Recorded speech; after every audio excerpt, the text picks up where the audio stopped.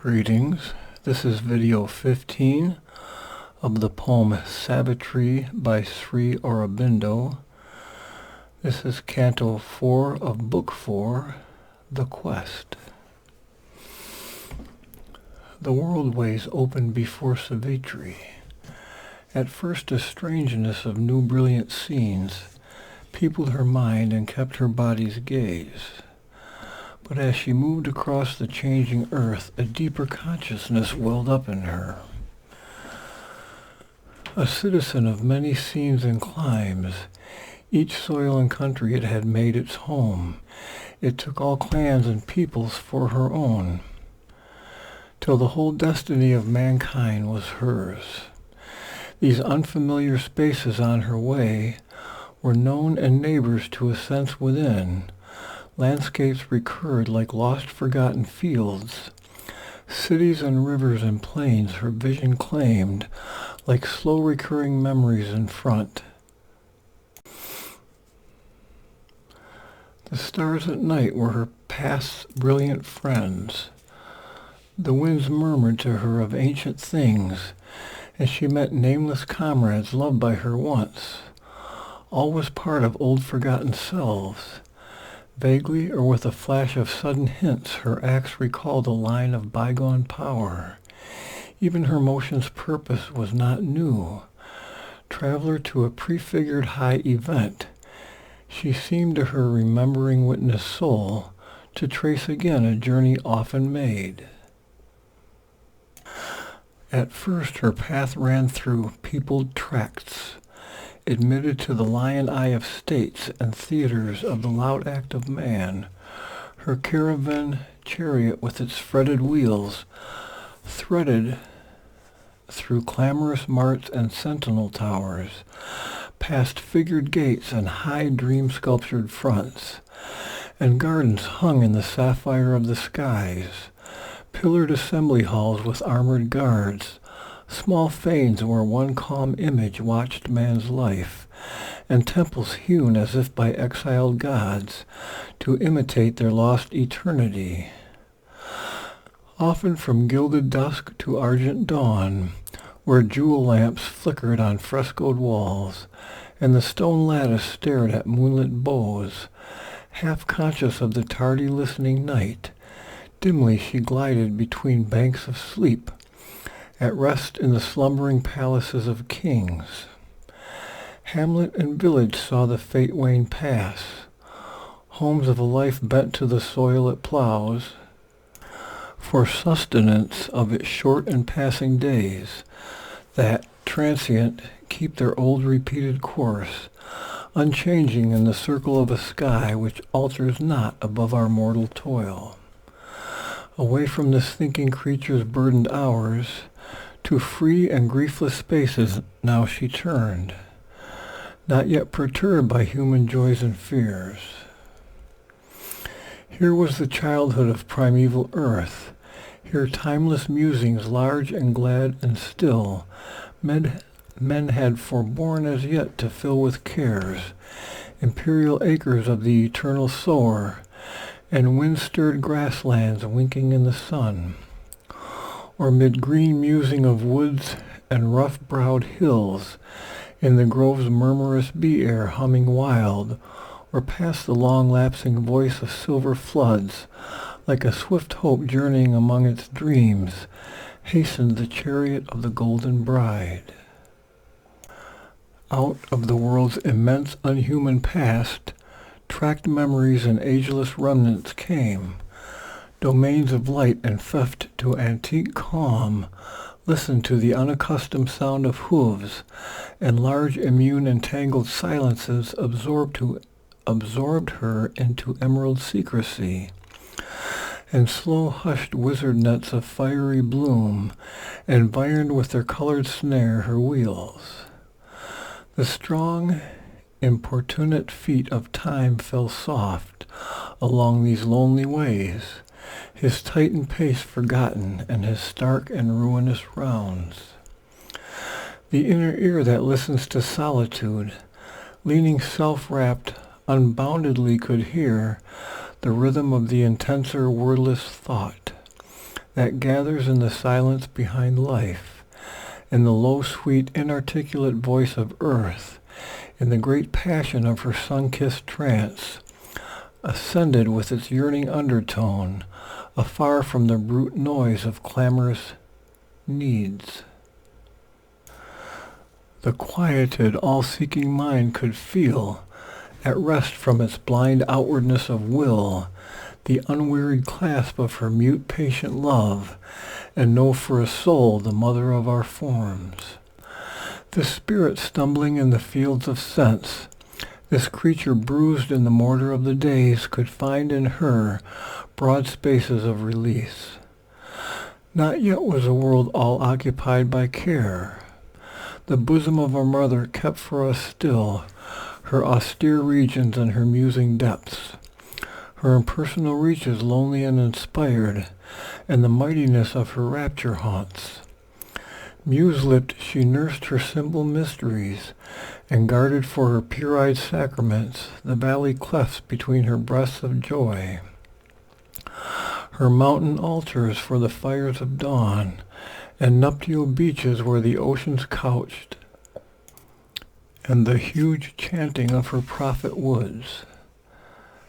Fields had she of her solitary mirth, plains hushed and happy in the embrace of light, alone with the cry of birds and hue of flowers, and wildernesses of wonder lit by her moons, and gray seer evenings kindling with the stars, and dim movement in the night's infinitude. August, exulting in her Maker's eye, she felt her nearness to him in earth's breast, conversed still with the light behind the veil, still communed with eternity beyond. A few and fit inhabitants she called to share the glad communion of her peace. The breadth, the summit were their natural home. The strong king-sages from their labor done, freed from the warrior tension of their task, came to her serene sessions in these wilds. The strife was over, the respite lay in front. Happy they lived with birds and beasts and flowers, and sunlight and the rustle of the leaves, and heard the wild winds wandering in the night, mused with the stars in their mute constant ranks, and lodged in the mornings as in azure tents, and with the glory of the noons were one. Some deeper plunged, from life's external clasp beckoned into a fiery privacy. In the soul's unprofaned star-white recess, they sojourned with an everlasting bliss. A voice profound in the ecstasy and the hush they heard, beheld an all-revealing light. All time made difference they overcame. The world was fibered with their own heartstrings. Close drawn to the heart that beats in every breast, they reached the one self in all through boundless love. Attuned to silence and the world rhyme, they loosened the knot of the imprisoning mind. Achieved was the wide, untroubled witness gaze. Unsealed was nature's great spiritual eye. To the height of heights rose now their daily climb. They leaned to them from her supernal realm. Above them blazed eternity's mystic suns. Nameless, the austere ascetics without home, abandoning speech and motion and desire, aloof from creatures sat absorbed, alone, immaculate in tranquil heights of self, on concentration's luminous voiceless peaks, world-naked hermits with their matted hair, immobile as the passionless great hills. Around them groped like thoughts of some vast mood, awaiting the infinite's behest to end. The seers attuned to the universal will, content in him who smiles behind earth's forms, abode ungrieved by the insistent days. About them, like green trees girdling a hill, young grave disciples fashioned by their touch,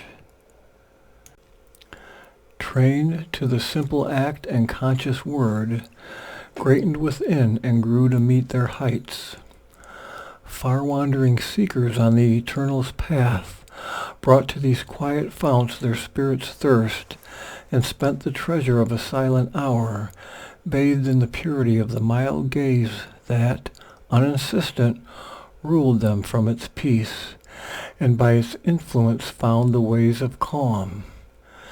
The infants of the monarchy of the worlds, the heroic leaders of a coming time, king-children nurtured in that spacious air, like lions gambolling in sky and sun, received half-consciously their godlike stamp. Formed in the type of the high thought they sang, they learned the wide magnificence of mood that makes us comrades of the cosmic urge, no longer chained to their small separate selves. Plastic and firm beneath the eternal hand, met nature with a bold and friendly clasp, and served in her the power that shapes her works. One souled to all and free from narrowing bonds, large like a continent of warm sunshine, in wide equality's impartial joy, these sages breathed for God's delight in things. Assisting the slow entries of the gods, sowing in young minds immortal thoughts they lived, taught the great truth to which man's race must rise, or open the gates of freedom to a few. Imparting to our struggling world the light, they breathe like spirits from time's dull yoke released, comrades and vessels of the cosmic force, using a natural mastery like the sun's. Their speech, their silence was a help to earth. A magic happiness flowed from their touch. Oneness was sovereign in that sylvan peace. The wild beast joined in friendship with its prey, persuading the hatred and the strife to cease. The love that flows from the one mother's breast healed with their hearts the hard and wounded world. Others escaped from the confines of thought, to where mind motionless sleeps waiting light's birth, and came back quivering with a nameless force. Drunk with a wine of lightning in their cells, intuitive knowledge leaping into speech, seized, vibrant, kindling with the inspired word, hearing the subtle voice that clothes the heavens, carrying the splendor that has lit the suns. They sang infinity's names and deathless powers in meters that reflect the moving worlds, sight's sound waves breaking from the soul's great deeps. Some lost to the person and his strip of thought in a motionless ocean of impersonal power, sat mighty, visioned with the infinite's light. Or, comrades of the everlasting will, surveyed the plan of past and future time. Some winged like birds out of the cosmic sea and vanished into a bright and featureless vast. Some silent watched the universal dance, or helped the world by world indifference. Some watched no more merged in a lonely self, absorbed in the trance from which no soul returns. All the occult world lines forever closed, the chains of birth and person cast away. Some uncompanioned reached the ineffable. As floats a sunbeam through a shadowy place, the golden virgin in her cavern car came gliding among meditation seats, often in twilight mid returning troops of cattle thickening with their dust the shades when the loud day had slipped below the verge. Arriving in a peaceful hermit grove, she rested, drawing round her like a cloak, its spirit of patient muse and potent prayer. Or near to a lion river's tawny mane, and trees that worshipped on a praying shore, a domed and templed air's serene repose beckoned to her hurrying wheels to stay their speed. In the solemnity of a space that seemed a mind remembering ancient silences, where to the heart great bygone voices called, and the large liberty of brooding seers had left the long impress of their souls seen, awake in candid dawn or darkness mooned, to the still touch inclined the daughter of flame, drank in hushed splendor between tranquil lids, and felt the kinship of eternal calm. But morn broke in, reminding her of her quest, and from low rustic couch or mat she rose, and went impelled on her unfinished way, and followed the fateful orbit of her life, like a desire that questions silent gods, then passes starlike to some bright beyond. Thence to great solitary tracts she came, where man was a passer-by towards human scenes, or soul in nature's vastness strove to live, and called for help to ensouled invisible powers, overwhelmed by the immensity of this world, and unaware of his own infinity. The earth multiplied to her a changing brow, and called her with a far and nameless voice. The mountains in their anchorite solitude, the forest with their multitudinous chant, disclosed to her the masked divinity's doors. On dreaming plains and indolent expanse, the deathbed of a pale enchanted Eve, under the glamour of a sunken sky, impassive she lay as at an age's end, or crossed an eager pack of huddled hills, lifting their heads to hunt a lair-like sky, or traveled in a strange and empty land, where desolate summits camped in a weird heaven, mute sentinels beneath a drifting moon, or wandered in some lone tremendous wood, ringing forever with the cricket's cry, or followed a long glistening serpent road through fields and pastures lapped in moveless light, or reached the wild beauty of a desert space, where never plough was driven nor herd had grazed, and slumbered upon stripped and thirsty sands amid the savage wild beast night's appeal. Still unaccomplished was the fateful quest. Still she found not the one predestined face for which she sought amid the sons of men. A grandiose silence wrapped the regal day. The months had fed the passion of the sun, and now his burning breath assailed the soil. The tiger heats prowled through the fainting earth. All was licked up as by a lolling tongue. The spring winds failed. The sky was set like bronze. That is the end of Canto 4 and the end of Book 4. Book 5, The Book of Love. Canto 1, The Destined Meeting Place. But now the destined spot and hour were close. Unknowing she had neared her nameless goal. For, though a dress of blind and devious chance is laid upon the work of all-wise fate, our acts interpret an omniscient force that dwells in the compelling stuff of things, and nothing happens in the cosmic play but at its time and in its foreseen place.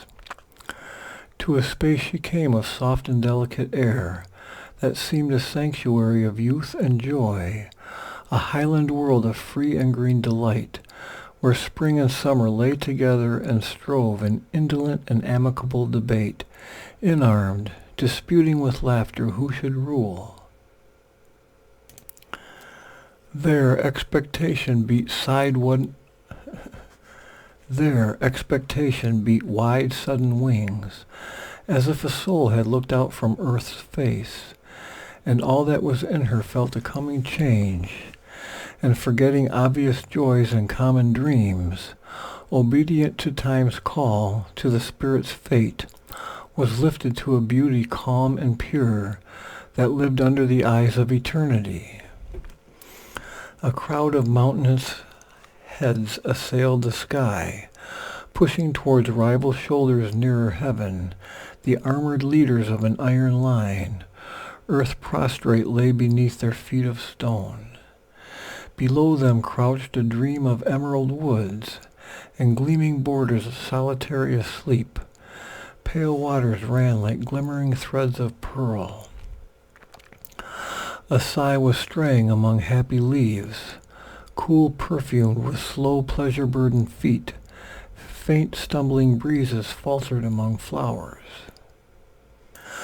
The white crane stood, a vivid motionless streak. Peacock and parrot jeweled soil and tree. The dove's soft moan encircled the enamored air, and fire-winged wild drake swam in silvery pools. Earth couched alone with her great lover heaven, uncovered to her consort's azure eye. In a luxurious ecstasy of joy she squandered the love music of her notes, wasting the passionate pattern of her blooms and festival riot of her scents and hues. A cry and leap and hurry was around, the stealthy footfalls of her chasing things, the shaggy emerald of her centaur mane, the golden sapphire of her warmth and blaze. Magician of her rapt felicities, blithe, sensuous-hearted, careless and divine, life ran or hid in her delightful rooms. Behind all brooded nature's grandiose calm.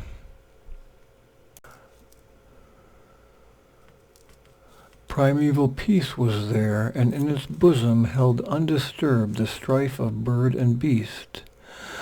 Man, the deep-browed artificer, had not come to lay his hand on happy inconscient things. Thought was not there, nor the measurer's strong-eyed toil. Life had not learned its discord with its aim. The mighty mother lay outstretched at ease. All was in line with her first satisfied plan. Moved by a universal will of joy, the trees bloomed in their green felicity, and the wild children brooded not on pain. At the end reclined a stern and giant tract of tangled depths and solemn questioning hills, peaks like a bare austerity of the soul, armored, remote, and desolately grand, like the thought-screened infinities that lie behind the rapt smile of the Almighty's dance. A matted forest had invaded heaven, as if a blue-throated ascetic peered from the stone fastness of his mountain cell, regarding the brief gladness of the days, his vast extended spirit couched behind. A mighty murmur of immense retreat besieged the ear, a sad and limitless call as of a soul retiring from the world. This was the scene which the ambiguous mother had chosen for her brief felicitous hour. Here in the solitude deep in the world, her part she began in the world's joy and strife. Here were disclosed to her the mystic courts, the lurking doors of beauty and surprise, the wings that murmur in the golden house, the temple of sweetness in the fiery isle. A stranger on the sorrowful roads of time, immortal under the yoke of death and fate, a sacrificant of the bliss and pain of the spheres, love in the wilderness met Savitri. That is the end of Canto 1. Canto 2, Satyavan. All she remembered on this day of fate, the road that hazarded not the solemn depths, but turned away to flee to human homes, the wilderness with its mighty monotone, the morning like a lustrous seer above, the passion of the summits lost in heaven, the titan murmur of the endless woods. As if a wicket gate to joy were there, ringed in with voiceless hint and magic sign, upon the margin of an unknown world, reclined the curve of a sun-held recess, groves with strange flowers like eyes of gazing nymphs, peering from their secrecy into open space, boughs whispering to a constancy of light, sheltered a dim and screened felicity, and slowly a supine inconstant breeze ran like a fleeting sigh of happiness over slumberous grasses pranked with green and gold. Hidden in the forest's bosom of loneliness, amid the leaves the inmate voices called, sweet like desires enamored and unseen, cry answering to low insistent cry. Behind slept emerald dumb remotenesses, haunt of a nature passionate, veiled, denied to all but her own vision, lost and wild. Earth in this beautiful refuge, free from cares, murmured to the soul a song of strength and peace. Only one sign was there of a human tread, a single path, shot thin and arrow-like, into this bosom of vast and secret life, pierced its enormous dream of solitude. Here first she met on the uncertain earth the one from whom her heart had come so far, as might a soul on nature's background limned stand out for a moment in a house of dream, created by the ardent breath of life. So he appeared against the forest verge, inset twixt green relief and golden ray, as if a weapon of the living light, erect and lofty like a spear of God, his figure led the splendor of the morn. Noble and clear as the broad peaceful heavens, a tablet of young wisdom was his brow. Freedom's imperious beauty curved his limbs. The joy of life was on his open face. His look was a wide daybreak of the gods. His head was a youthful Rishi's, touched with light. His body was a lover's and a king's. In the magnificent dawning of his force, built like a moving statue of delight, he illumined the border of the forest page. Out of the ignorant, eager toil of the years, abandoning man's loud drama he had come, led by the wisdom of an adverse fate, to meet the ancient mother in her groves. In her divine communion he had grown a foster child of beauty and solitude, heir to the centuries of the lonely wise, a brother of the sunshine and the sky, a wanderer communing with the depth and marge, a Veda knower of the unwritten book, perusing the mystic scripture of her forms. He had caught her hierophant significances, her sphered immense imaginations learned, taught by sublimities of stream and wood, and voices of the sun and star and flame, and chant of the magic singers of the boughs, and the dumb teaching of four-footed things. Helping with confident steps her slow great hands, he leaned to her influence like a flower to rain, and, like the flower and tree in natural growth, widened with the touches of her shaping hours. The mastery free natures have was his, and their ascent to joy and spacious calm. One with the single spirit inhabiting all, he laid experience at the Godhead's feet. His mind was open to her infinite mind. His acts were rhythmic with her primal force. He had subdued his mortal thought to hers. That day he had turned from his accustomed paths. For one who, knowing every moment's load, can move in all our studied or careless steps, had laid the spell of destiny on his feet, and drawn him to the forest's flowering verge. At first her glance, that took life's million shapes impartially to people its treasure house, along with sky and flower and hill and star, dwelt rather on the bright harmonious scene. It saw the green gold of the slumberous sward, the grasses quivering with the slow wind's tread, the branches haunted by the wild bird's call. Awake to nature, vague as yet to life, the eager prisoner from the infinite, the immortal wrestler in its mortal house, its pride, power, passion of a striving God. It saw this image of veiled deity, this thinking master creature of the earth, this last result of the beauty of the stars, but only saw like, fair, and common forms the artist spirit needs not for its work, and puts aside in memory's shadowy rooms. A look, a turn decides our ill-poised fate. Thus in the hour that most concerned her all, wandering unwarned by the slow surface mind, the heedless scout beneath her tenting lids admired indifferent beauty, and cared not to wake her body's spirit to its king.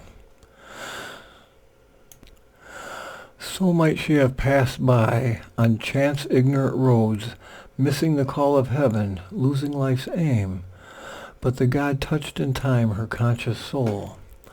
Her vision settled, caught, and all was changed.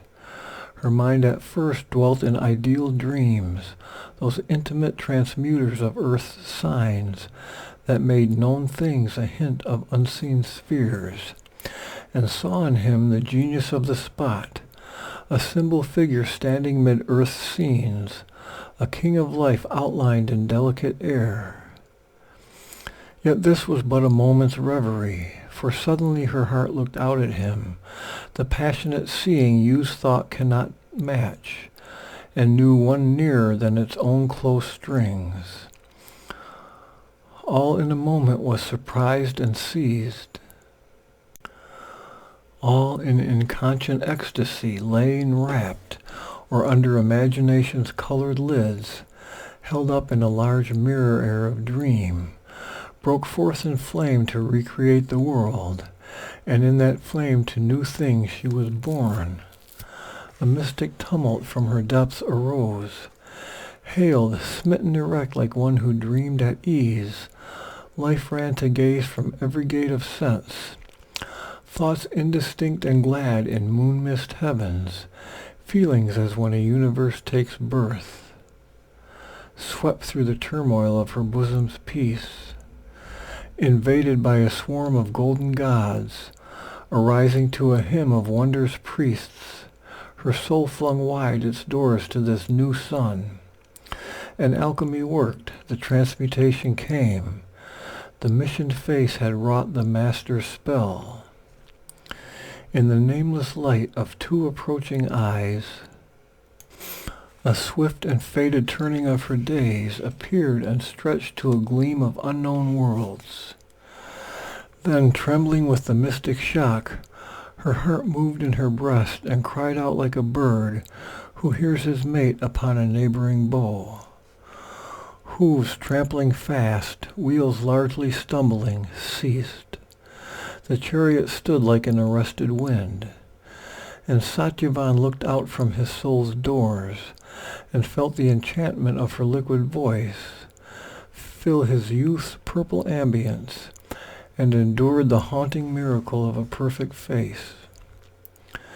Mastered by the honey of a strange flower mouth, drawn to soul spaces opening round a brow, he turned to the vision like a sea to the moon, and suffered a dream of beauty and of change, discovered the aureole round a mortal's head, adored a new divinity in things.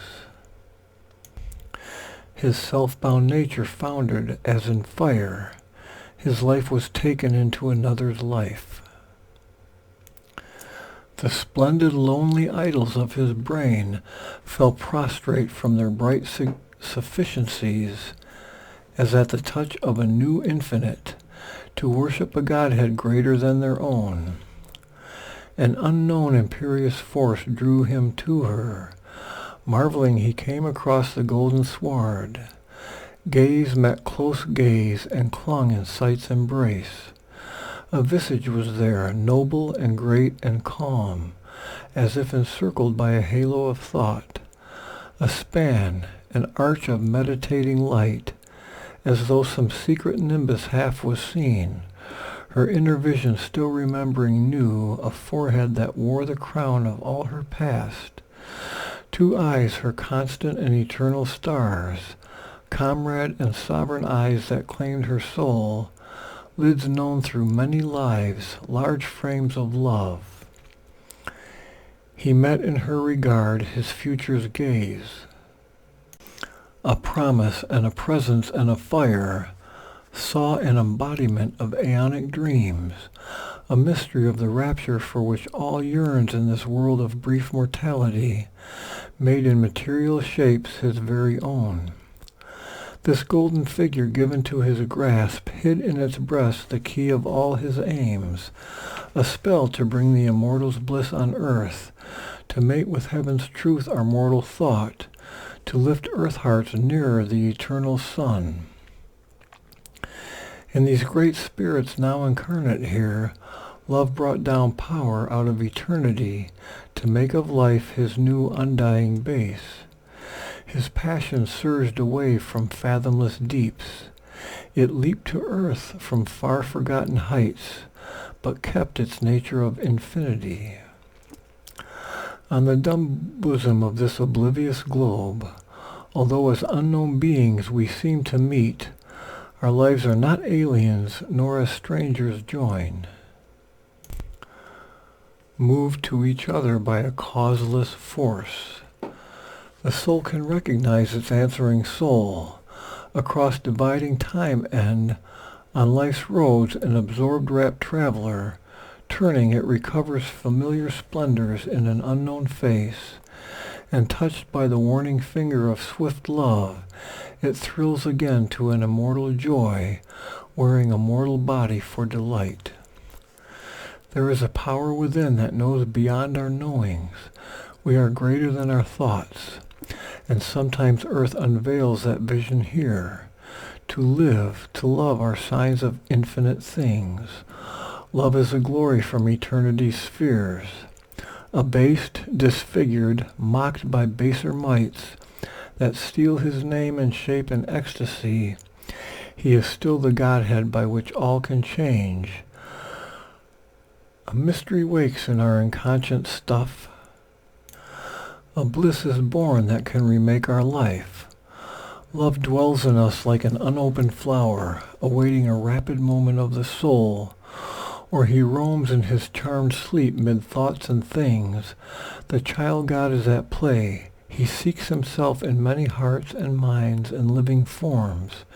He lingers for a sign that he can know, and, when it comes, wakes blindly to a voice, a look, a touch, the meaning of a face.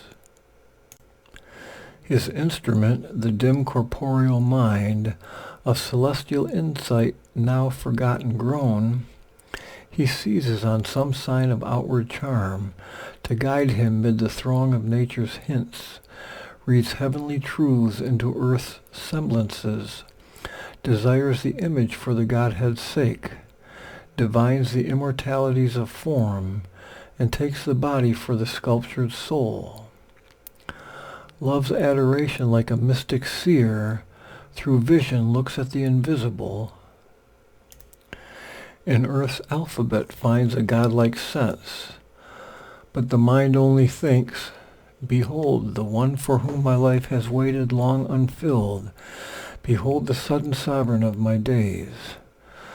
Heart feels for heart, limb cries for answering limb, all strives to enforce the unity all is. Too far from the divine, love seeks his truth, and love is blind, and the instruments deceive, and powers are there that labor to debase.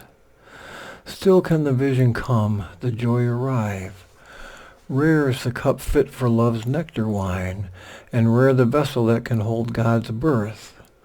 A soul made ready through 1,000 years is the living mold of a supreme descent. They knew each other, though in forms thus strange. These knew each other, though in forms thus strange. Although to sight unknown, though life and mind had altered to hold a new significance, these bodies summed the drift of numberless births, and the spirit to the spirit was the same. Amazed by a joy for which they had waited long, the lovers met upon their different paths, travelers across the limitless plains of time, together drawn from fate-led journeyings in the self-closed solitude of their human past, to a swift rapturous dream of future joy, and the unexpected presence of these eyes. By the revealing greatness of a look, form-smitten the spirit's memory woke in sense. The mist was torn that lay between two lives, her heart unveiled and his to find her turned. Attracted as in heaven star by star, they wondered at each other and rejoiced, and wove affinity in a silent gaze. A moment passed that was eternity's ray, an hour began, the matrix of a new time. That is the end of Canto 2 of Book 5. That's the end of video 15 of the poem Savitri by Sri Aurobindo.